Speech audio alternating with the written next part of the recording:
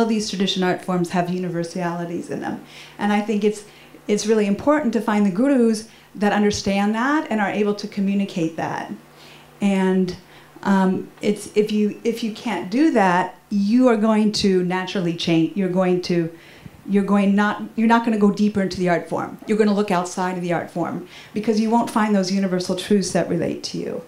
So I think that that's really important that, you know, gurus such as myself and you are very, no, stubborn's not the right word, but very sticking, have the integrity to stick to what you believe is fundamental to the art form and won't change it just for, you know, to be popular, to be, you know, to impress somebody or to get a grant or whatever. But this is it. And it's quite ironic that, you know, in the Philippines, they are coming back to you saying, teach us this. The same thing is happening with our guru in Kathak also. And, you know, finally vindicated after 30 years, but it's a struggle. It's a struggle. And so I think that, that these traditional forms have very, very deep, very universal, very, very ancient truths. And that there's a huge misconception about Kathak and classical Indian dance that it's just copying, that there's no creativity in it. In fact, it is the most creative art form I've ever found, especially in Kathak because there's this element of improvisation there.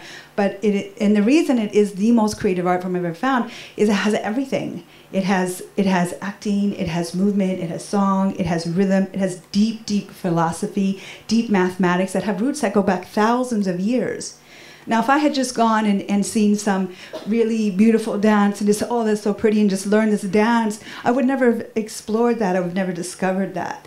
So I think it's really important to go deep, deep, deep into the traditions before, and to master them before you start experimenting with them for that reason.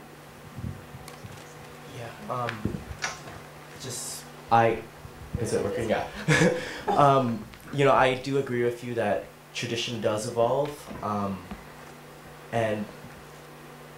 but just on this notion of legacy though, you know, if you don't experiment and you stay within a form, for me, I feel like it shows no thought process. It's too easy almost, like you have to lose your way before you find yourself again, and then I think there's something stronger about your work after that.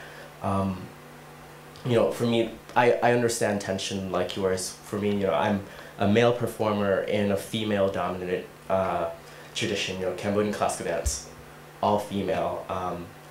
And so, you know, just by virtue of being male, I don't have access to certain types of training that, that the girl right next to me has. And even in Samba, you know, I study with a very feminine teacher, and I'm dancing with her for so long and imitating her movements exactly, and all of a sudden she's like, oh, you can't dance like that anymore. You have to dance like a guy. And so, you know, there's all of this tension there, but at the same time, I think you have to understand, like, is this something a product of the society, or does the art form have other examples for you? For me, you know, in Cambodian classical dance, there's characters who are semi-divine, who are half male and half female, and there's no space for that in the reality of Cambodian society, and so, but there's a space for that within the dance, and so for me, you know, I justify my presence, justify myself as a person within this art form and as a practitioner. Great. I just want to jump in on this legacy thing as well, from my perspective, which is I get very confused. Because I'm like, well, is my legacy ballet, this strange culturally specific form that I grew up doing and don't really like and yet teach and have a love-hate relationship with, or is my legacy the experimentation that I was trained in that's been going on for the last 100 years and is somehow my birthright, or this notion of identity as an artist that I have as a Western artist?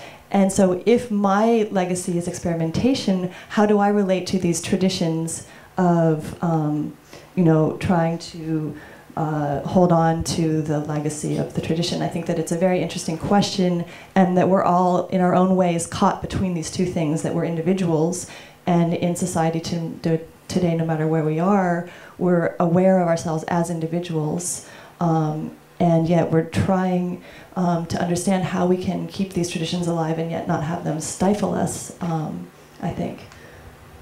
Denise, wait. When I was growing up in the 60s, and I grew up during the I'm Black and I'm Proud era in the 60s, when we were all changing our names to African names and wearing afros and doing what we thought was African dance. And when we talk about preserving tradition, you have to know what the tradition is. And we didn't know what the tradition was. And so things that we thought was African dance, and we'd meet Africans and they go, that's not African dance. Or we'd be changing our names to what we thought was an African name, and then someone would say, that means little idiot in the, Igbo language. So, a lot of times when I'm working with kids and I'm talking to young people, you have to know what it is and know what it is correctly. And one of the beauties that I have as a person of African descent, because we have African masters that live here. And, there are many times when I've been corrected and said that you're singing, that's the wrong melody, you're totally telling the wrong story. And I remember a time when I used to tell the kids we were going to do African dance, and this was in the 80s, and they would laugh. Black kids would laugh. So they didn't even know what African dance was. And what we used to do is we would take things from movies and that we thought, and they weren't really even real Africans, but we were doing things that we thought was African dance. So like really staying true to your guru and finding those teachers that really know what that is. So that if you decide that you're going to have something that's African derived, first know what African looks like and then build on that. Because I see people putting things together, and a lot of Africans tell me, you guys just throw some shit together and then you say it's African dance. You better say African derived and really stay true to what the form is and then build on it. I want to kind of comment about, I'm sorry, what's your name again? Charlotte. Charlotte, and what's your name? Farah. And Farah, and tradition and what you started, which I think is really amazing, because I'm sitting here in this conversation thinking, sort of like Mary, well, hell, born in San Francisco. What is my tradition? And for me, I can say I had a different experience being born in 1969 and being blessed that my mother dated a real African from Africa.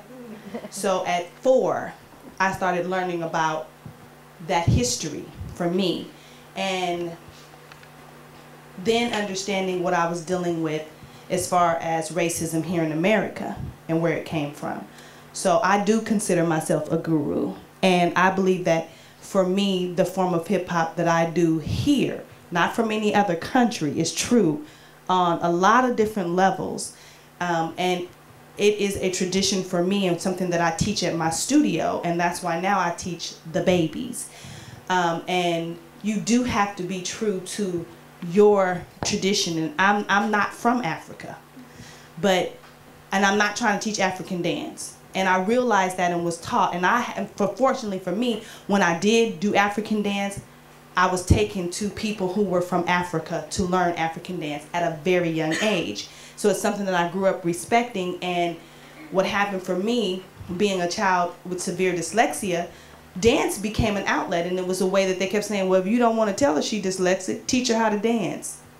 It'll make both of her sides of her brains think. And so I was exposed to a lot of different types of dance at a very young age, but had to go home to a society that I lived in my community, and that's where my work developed from. So I consider, and I'm saying, I know I'm a guru. I'm not going to get on the stage and have half-naked girls shaking their butt. That's not hip-hop. And it is commercialized right here in America, not just over in, I watch Bollywood all the time and feel sorry for you, because I understand what you're talking about. And then I turn it to MTV and go, Lord Jesus. So, we're being raped and pillaged all over this earth all the time. And, one of the things that people do is they take the word hip hop and make a commodity out of it. They make money. So that's what people do right now with what I consider is my heritage. And I consider hip hop my heritage because I remember being at California Institute of the Arts and the only one doing choreography off of rap music. But it wasn't in the rap y'all hear today, because if you listen to KRS-One, he was talking about something, things that got me through what I was growing